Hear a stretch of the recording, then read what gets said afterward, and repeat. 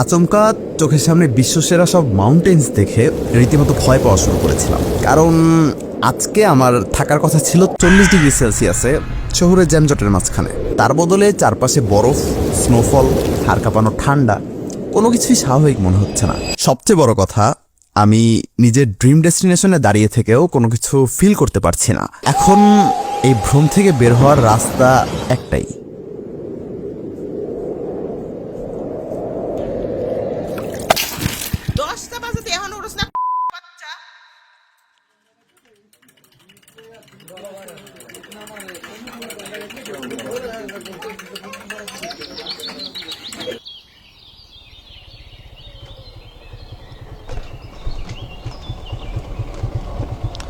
সাদাম এটা রং চা দিয়ে দিব।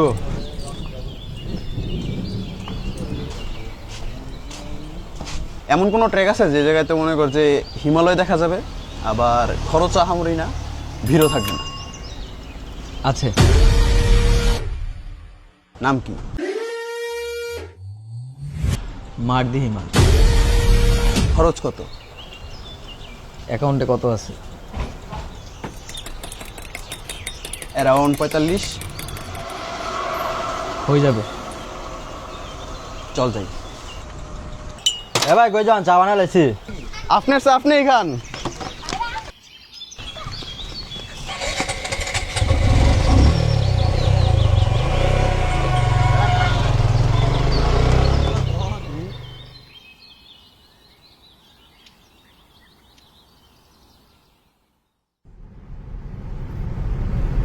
জীর্ণশীর্ণ এক হৃৎপিণ্ডে আজ বহুদিন পর উল্লাস উকি দিচ্ছে। মিডল ক্লাস ফ্যামিলির দুটো ছেলের প্রথম ফ্লাইট, তাও আবার কোনো কান্নাকাটির সিন ছাড়া। এই কেসটা যে আসলে কতটা রেয়ার, এটা এয়ারপোর্টে 10 মিনিট দাঁড়ালেই বোঝা যায়। যদিও এক্সাইটমেন্ট ভয়ে পরিণত হতে খুব একটা সময় লাগলো না। শোন, এটা তোদের প্রথম ট্রিপ। ইমিগ্রেশন একটু ঝামেলা করতে পারে। আলাদা একটা রুমে নিয়ে ইনভেস্টিগেট করার চান্স আছে, বাট ভয় পাবার কোনো দরকার নেই। জাস্ট একটু কনফিডেন্ট থাকবি, তাহলেই হবে। উপদেশ হিসেবে বন্ধুর বলা মাত্র 3টা লাইন আমার ভেতরে তখন দুশ্চিন্তার একটা ঝড় তোলার জন্য যথেষ্ট ছিল। কিন্তু আমাদের কোনো ধারণাই ছিল না যে ফ্লাইটে আজকে আমাদের সাথে যেটা হতে যাচ্ছে তার সামনে ইমিগ্রেশন একটা তুচ্ছ ঘটনা মাত্র।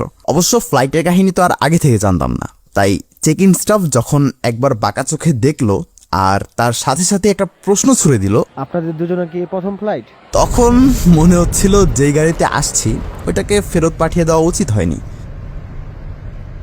অন্যদিকে ইমিগ্রেশন অফিসার পাসপোর্ট স্ক্যান করে আরেকজন অফিসারের কাছে পাঠিয়ে দেওয়া মাত্রই প্রশ্নোত্তর পর্ব শুরু।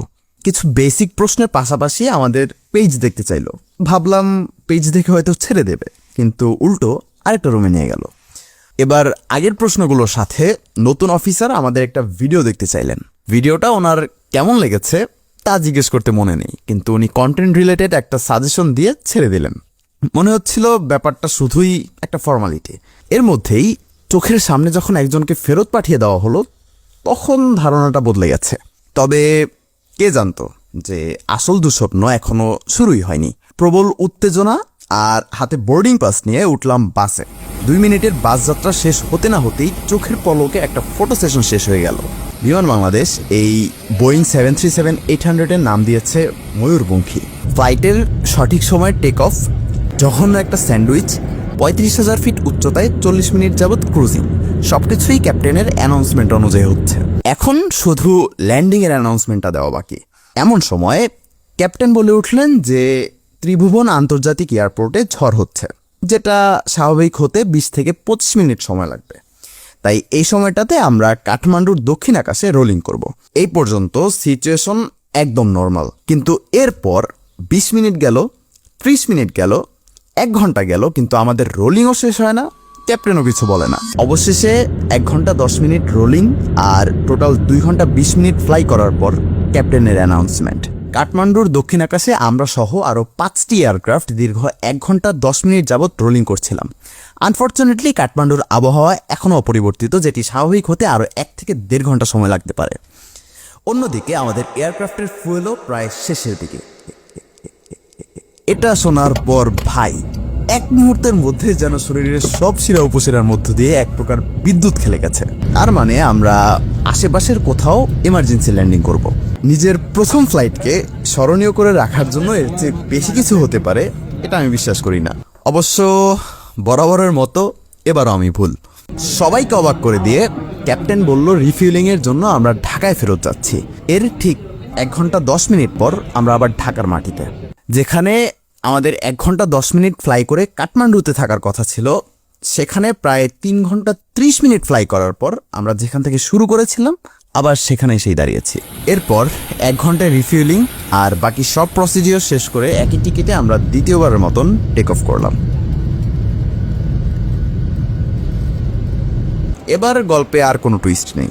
আল্লাহর রহমতে এক্স্যাক্টলি 1 ঘন্টা 10 মিনিটেই আমরা ত্রিভুবন আন্তর্জাতিক এয়ারপোর্টে ল্যান্ড করি। অজস্র জল্পনা কল্পনার পর নতুন একটা দেশে চলে তো আসলাম, কিন্তু সমস্যা হচ্ছে আমাদের কাছে এদেশের ভিসা নেই। প্রথমবার আসছি, তাই এই সুবাদে এই ডিভাইসে নিজের সব তথ্য দেওয়ার পর 30 দিনের ফ্রি ভিসা দিয়ে দিল। এই সুযোগটা শুধুমাত্র প্রথমবারের জন্যই, কারণ দ্বিতীয়বার থেকে প্রতিদিনের জন্য $3 গুনতে হবে। অন্যদিকে নেপাল ইমিগ্রেশনের রিটার্ন টিকিট আর হোটেল বুকিং দেখে কোনো এক্সট্রা কথাবার্তা ছাড়াই পাসপোর্টে একটা স্টিকার লাগিয়ে দিল। বাকি ডলার এক্সচেঞ্জ আর একটা নতুন সিম নিয়ে এবারের গন্তব্য থামেল। এখানেই ডিনার করার পর একটা হোস্টেলে কোনো মতন রাতটা পার করে দিতে হবে। গত রাতে যে খুব ভালো ঘুম হয়েছে তা বললে মিথ্যা বলা হবে। অবশ্য হঠাৎ করে লো টেম্পারেচারে এসে মাত্র 4 ঘন্টার ডেডলাইন নিয়ে ঘুমাতে গেলে এর চেয়ে বেশি কিছু আশাও করা যায় না। ব্যাপারটা আগে থেকে আন্দাজ করেছিলাম, তাই গত রাতেই হস্টেল থেকে পোখারা যাওয়ার জন্য একটা কমফোর্টেবল বাসে সিট বুক করেছি। নেপালে প্রথমবারের মতো চা খাওয়ার সময় জানলাম আজকে প্রায় 8 ঘন্টায় 200 কিলোমিটার পথ পাড়ি দিতে হবে। একটা তরতাজা ঘুম দেওয়ার জন্য এর চেয়ে ভালো প্যাকেজ আর হতেই পারে না। তবে সৃষ্টিকর্তার পরিকল্পনা সর্বদাই উত্তম।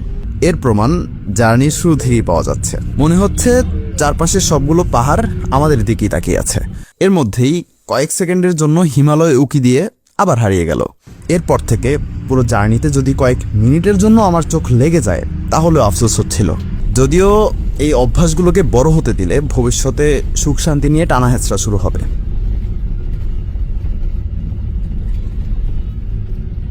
আসার আগে সবার মুখে এই রাস্তার ভাঙাচোরা নিয়ে অভিযোগ শোনার পর পোখারার জার্নিটা যে এমন হবে তা কখনো কল্পনাও করিনি। অবশ্য এত সব ভালোর মাঝে একটা ঝামেলা ঠিকই তার নিজের জায়গা করে নিয়েছে।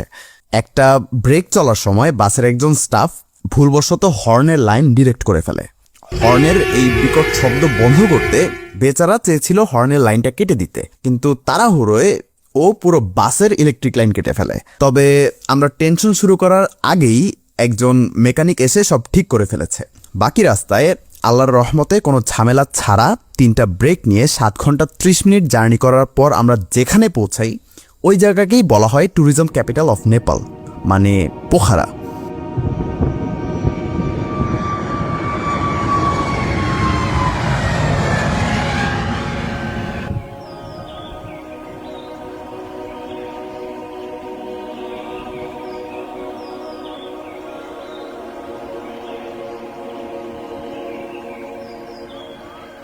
প্রথমবার পোখারার পাহাড়গুলো দেখেই কেন জানি মনে হচ্ছে যে এরা কিছু একটা লুকিয়ে রেখেছে।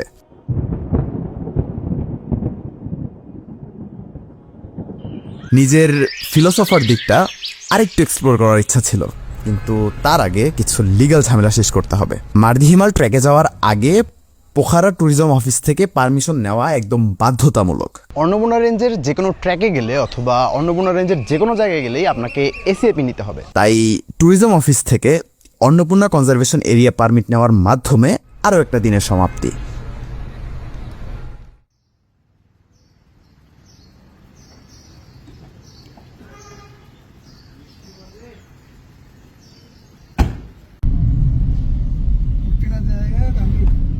ভোরবেলার ঘুম নষ্ট করে যেই জায়গায় যাওয়ার জন্য ট্যাক্সি নিলাম তার নাম হারিচক। শুনেছি ওখান থেকে ধামপুস নামে একটা গ্রামে যাওয়ার জন্য জিপ পাওয়া যায়।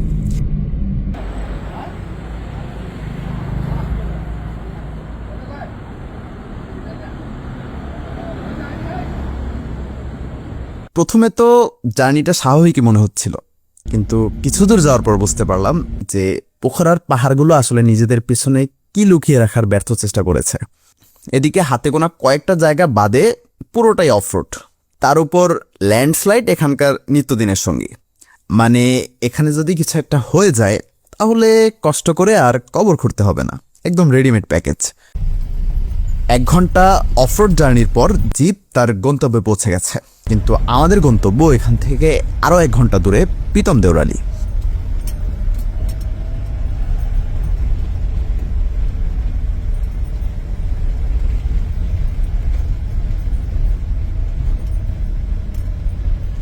ওই জায়গাতেও জিপ যায়, কিন্তু রাস্তার অবস্থা এতটাই খারাপ যে নর্মালি শেয়ার জিপ যায় না, তবে এক্সট্রা টাকা অফার করলে ভিন্ন হিসাব। এখন প্রশ্ন হচ্ছে এই এত কিছু আমরা কেন করছি? সত্যি বলতে এই প্রশ্নের উত্তর আমি নিজেও জানি না, আরও স্পেসিফিকলি বলতে গেলে আমি জানতে চাইও না।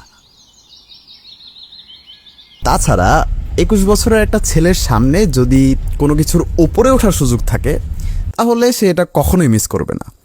এখন হোক সেটা পাহাড় অথবা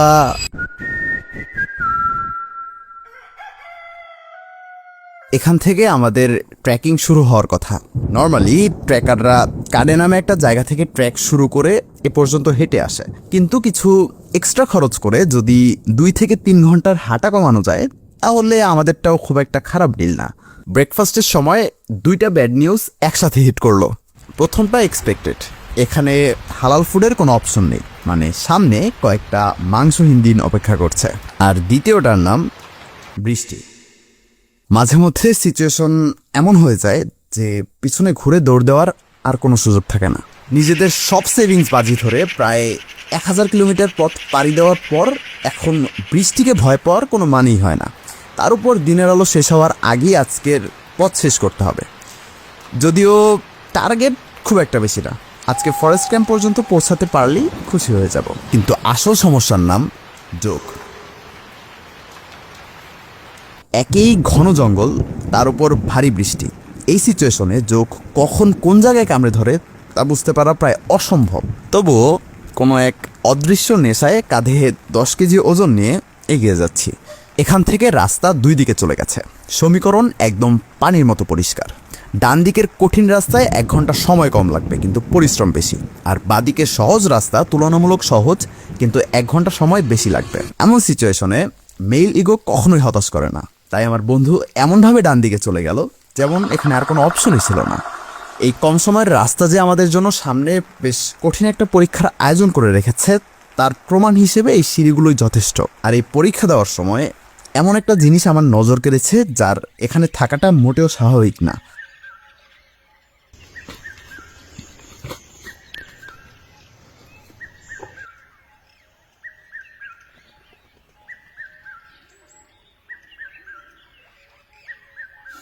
একজন পরাজিত বীরের সুইসাইড নোট।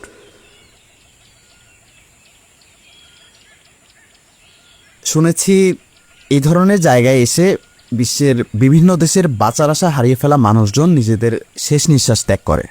তাই বলে একজন বাঙালি এ ধরনের কাজ করবে, এটা আমার মেনে নিতে কষ্ট হচ্ছে। ওনার সাথে আসলে কি হয়েছিল এটা জানার আগ্রহ আমাকে এতটাই বেড়ে বসেছে যে ছোটবেলায় মায়ের শেখানো অন্যের জিনিসে হাত না দেওয়ার রুলসটা আমি অনায়াসে ভেঙে ফেলেছি। ইগোর কারণে সিলেক্ট করা রাস্তায় এসে হঠাৎ এমন একটা জিনিস দেখে ফেলেছি যেটা সামনাসামনি না দেখলে আমি কখনো বিশ্বাসই করতাম না যে দুনিয়ায় এমন কিছু এক্সিস্ট করে।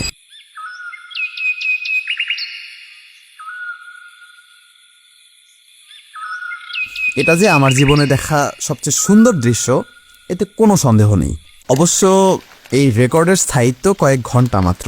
আসলে একসাথে এত কিছু হয়ে যাচ্ছে যে ঠান্ডা আর বৃষ্টির কারণে ফুলের দ্বিগুণ সাইজের হয়ে যাওয়া নিজের হাতটাকেই এতক্ষণ খেয়াল করিনি। করলেও খুব একটা উপকার হতো না, কারণ এক্সাইটমেন্টে গ্লাভস আনতেই ভুলে গেছি। তাও 4 ঘন্টা ধরে সব চড়াই উতরাই পার করার পর আলহামদুলিল্লাহ ফাইনালি আমরা ফরেস্ট ক্যাম্পে। भैया होटल का नाम है होटल कोकार। इस जगह का पुराना नाम भी कोकार ही है।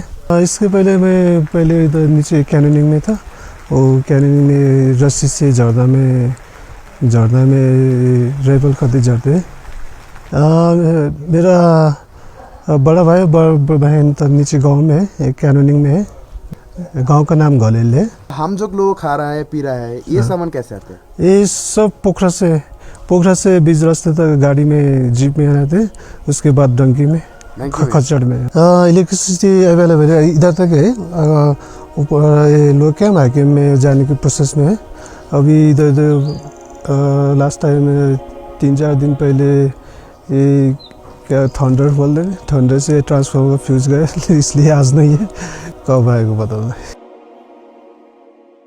কিছু কিছু মানুষের শরীর যেখানেই থাকুক না কেন ব্রেন পাহাড়ে আসলেই কাজ করে, তাই বলে সমুদ্রে গেলে যে স্পেশাল কিছু হয় না তা বললে মিথ্যা বলা হবে, কারণ শেষবারের কামব্যাকটা সমুদ্র থেকেই দিয়েছিলাম, কিন্তু সেই সমুদ্র পৃষ্ঠ এখন আমাদের থেকে 2500 মিটার নিচে, আর যেখানে যাওয়ার জন্য এত আয়োজন ওইটা প্রায় 4250 মিটার উপরে।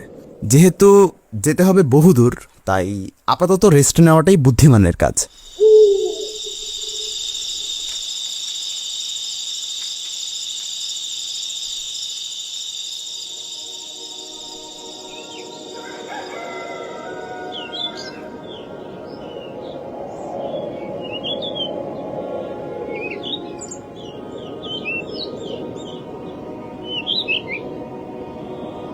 কয়েক ঘন্টা আগেই বলেছিলাম জীবনের বেস্ট সিনারি দেখেছি, কিন্তু আজকে সকালে চোখের সামনে যেটা আছে এটা নিয়ে কিছু বলার মতো দুঃসাহস আমি করব না।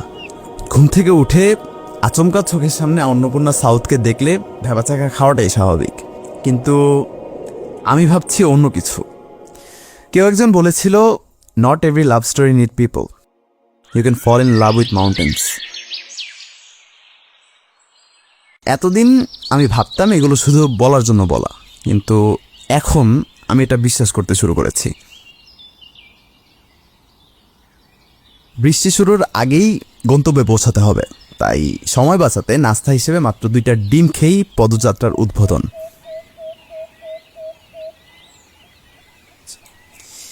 কিন্তু এই নাস্তাই যে সামনে কাল হয়ে দাঁড়াবে তা কে ভেবেছিল?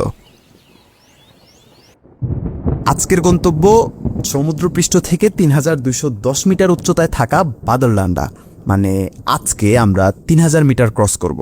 একই সাথে প্ল্যান অনুযায়ী কালকে আমাদের হাই ক্যাম্প আর তারপর দিন বেস ক্যাম্পে যাওয়ার কথা, কিন্তু আজকে থেকেই হিট করা শুরু করেছে অ্যালটিটিউড।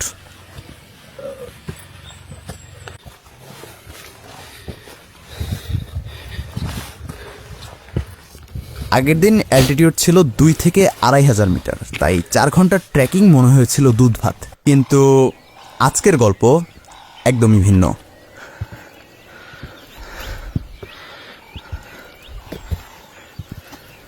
উচ্চতার সাথে পাল্লা দিয়ে বাড়ছে ঠান্ডা, একই সাথে মনে হচ্ছে ব্যাগের ওজনও বেড়ে গেছে কয়েক গুণ।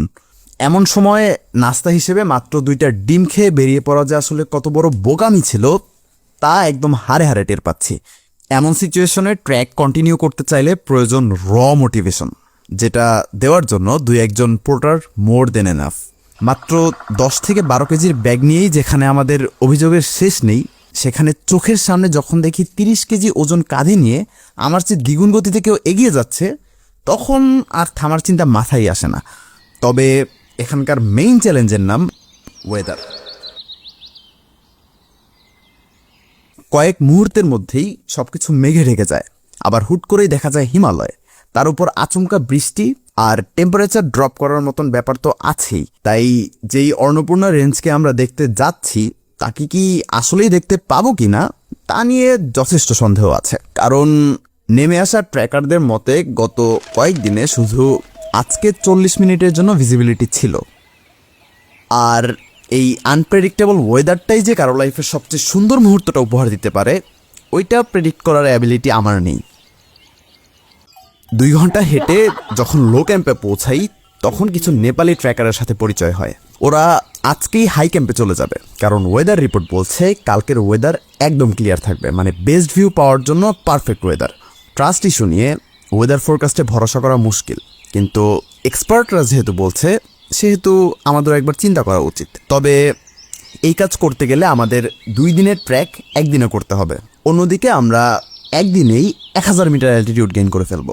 তাই আসলেই আমরা এই কাজ করব কিনা সেই ডিসিশন নেওয়ার আগে আপাতত আজকের গন্তব্যে পৌঁছানো উচিত।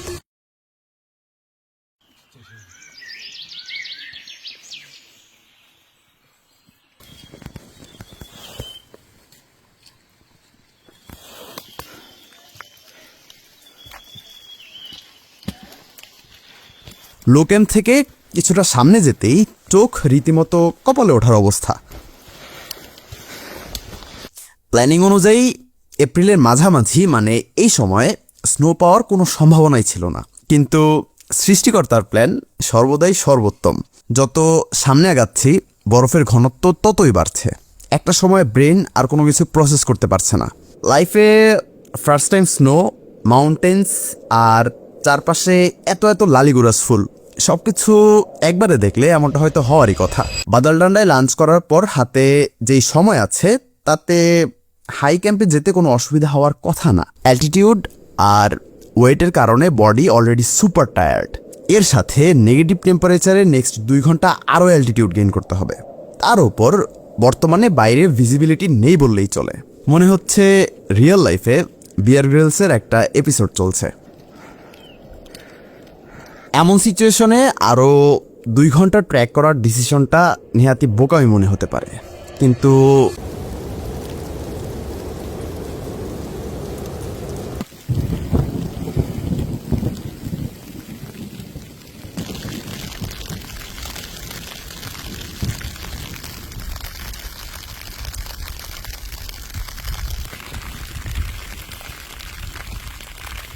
আজকে অলমোস্ট 5 ঘন্টা ধরে হাঁটতেছি। স্নো পাবো এটা আমাদের প্ল্যানই ছিল না, বাট নেপালে সাডেনলি, নেপালে বলতে আমাদের ট্র্যাকে এখনও অনেক ঠান্ডা, স্নোফল হচ্ছে, বোঝা যাচ্ছে কিনা। রোহন আমাকে ছেড়ে একটু সামনে চলে গেছে। And guess what I am seeing from here, incredible. নিজের ফিজিক্যাল লিমিটকে পুশ না করে যদি এখন বাদলডান্ডায় গরম কম্বলের নিচে বসে থাকতাম তাহলে হয়তো জীবনের প্রথম স্নোফলটা মিস হয়ে যেত। তখন আশেপাশে যা হচ্ছিল, যা দেখছিলাম তা সঠিকভাবে দেখাতে পারবে সেই ক্ষমতা পৃথিবীর কোনো ক্যামেরার নেই। আর যা অনুভব করছিলাম তা বুঝিয়ে বলার ক্ষমতা আমার নিজেরও নেই। এইসবের মাঝে হাই ক্যাম্পে পৌঁছাতে খুব একটা প্যারা খেতে হয়নি, কিন্তু আসল সারপ্রাইজ এখনও আমাদের জন্য অপেক্ষা করছে। 6 ঘন্টা ট্রেকিংয়ের পর একদম ভেঙে চুরে পড়ার কথা ছিল, কিন্তু তার বদলে আমার সেই ডায়েরির কথা মনে পড়ল। এই ঘটনার জন্য যদি আমি কাউকে দায়ী করতে চাই তাহলে আমার আপনজনদের মধ্যে একটি প্রতিযোগিতা শুরু হয়ে যায়। তাই আলাদা করে আমার পক্ষে কোনো একজনকে বিজয়ী ঘোষণা করা সম্ভব না। তোমাদের কাছে আমি একজন রক্তে মাংস করা মানুষ কখনোই ছিলাম না। এক সময় আমি ছিলাম ভালো ছাত্র, আরেক সময় দায়িত্ববান ছেলে। অথচ এই ভালো ছাত্র হতে গিয়ে কখনো বলারই সুযোগ হয়নি আমি আসলে নিজে কি চাই। বাধ্য হয়েই শুধু তোমাদের জন্য আমাকে জড়িয়ে পড়তে হয়েছে অভিশপ্ত সেই 9 to 5। আসলে দোষ তোমাদের কারণ না, দোষ আসলে আমার, কারণ আমি নিজেই কখনো কমফোর্ট জোন থেকে বের হয়ে এসবে প্রতিবাদ করিনি। আর সেই কমফোর্ট জোন আজকে আমাকে মৃত্যুর দ্বার প্রান্তে দাঁড় করিয়েছে।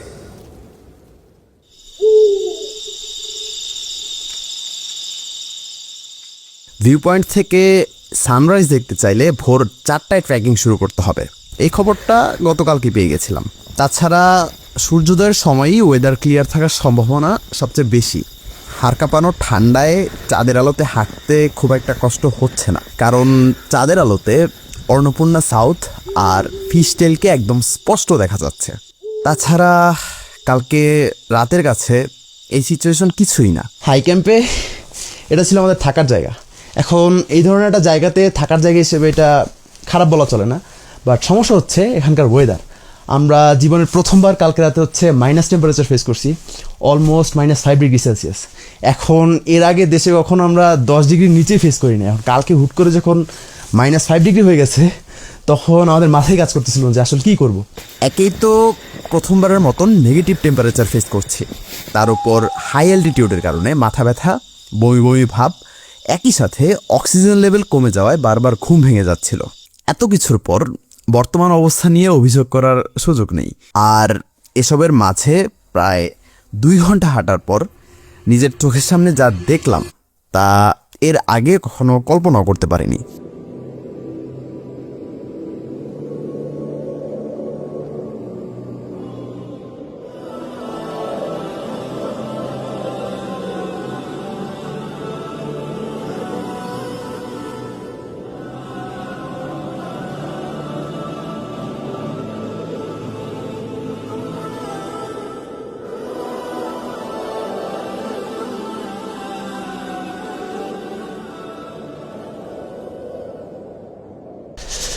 এখন আমরা যেখানে আছি এটা হচ্ছে মার্দি Himal view point. Temperature almost -1-2 হবে। আর আমার পিছনে ঠিক পিছনে যেটা দেখা যাচ্ছে এটা হচ্ছে অন্নপূর্ণা সাউথ। আর আমার এইদিকে আছে হচ্ছে ফিশটেল।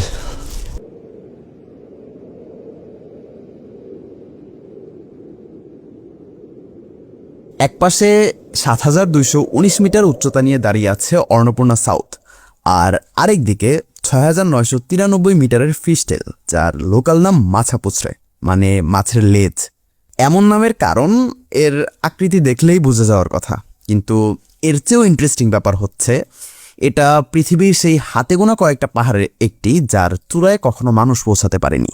চাইলেই এটা নিয়েও একটা রংচটা গল্প বানিয়ে ফেলা যায়, কিন্তু আসল কাহিনী হচ্ছে লোকালদের কাছে এটা একটা স্পিরিচুয়াল জায়গা। 1957 সালে একটা ব্রিটিশ টিম তখনকার রাজার কাছ থেকে একটা বিশেষ পারমিট নিয়ে ফিশটেলের চূড়ার কাছাকাছি গিয়েছিল, কিন্তু পারমিটের শর্তই ছিল যে তারা কেউ একেবারে চূড়ায় যেতে পারবে না। কিন্তু আমার প্রশ্ন হচ্ছে, এমন একটা জায়গায় আসলে তো মানুষের বেঁচে থাকার ইচ্ছা আরও বেড়ে যাওয়ার কথা, তাও একজন নিজের জীবন কিভাবে শেষ করলো? আমার সাদামাটা জীবনের শেষটাও সাদামাটা হবে, এটা আসলে আমি মেনে নিতে পারি না। তাই সবাই যখন জানে আমি মাইন্ড ফ্রেশ করার জন্য ট্রিপে যাচ্ছি, তখন আমি আসলে নিজের মৃত্যুর ভেন্যু খুঁজে বেড়াচ্ছি। কিন্তু এখানে এসে যা দেখলাম, যা বুঝলাম, এতে নিজের সম্পূর্ণ জীবন নিয়ে আরও বেশি আফসোস হচ্ছে। নিজেকে সারা জীবন সে অন্ধকার দুনিয়ায় আটকে না রাখলে হয়তো আজকে আমার সিদ্ধান্ত ভিন্ন রকম হতো। এই ঠান্ডার কাছে আপাতত গল্পের শেষটা জানার ইচ্ছা হার মেনেছে। এতটাই ঠান্ডা যে পায়ের অনুভূতি শক্তি হারিয়ে গেছে। বর্তমানে তাপমাত্রা এক্স্যাক্টলি কত তা বলা মুশকিল, কিন্তু কাল রাতের চেয়েও যে কম এতে কোনো সন্দেহই নেই। তাই এক্সট্রা সাপোর্টের জন্য এখান থেকে লাইফের সবচেয়ে এক্সপেন্সিভ চাটা খেতে খেতে একজন আসল বীরের গল্প শুনলাম। उसका 15 किलो 20 किलो तक गया था। मेरा 2 बेटा है, 1 बेटी। बेटा 18 साल हो गया, एक 16 साल का है। मैं तो अभी 2 साल से यही है ना। अभी क्या है, इधर ये स्कूल भेजने के लिए बहुत अभी तो एक 10 में है, एक 12 में है, इसलिए थोड़ा पैसे ज्यादा चाहिए, इसलिए यू में एक बार अपने चल के आना पड़ता है।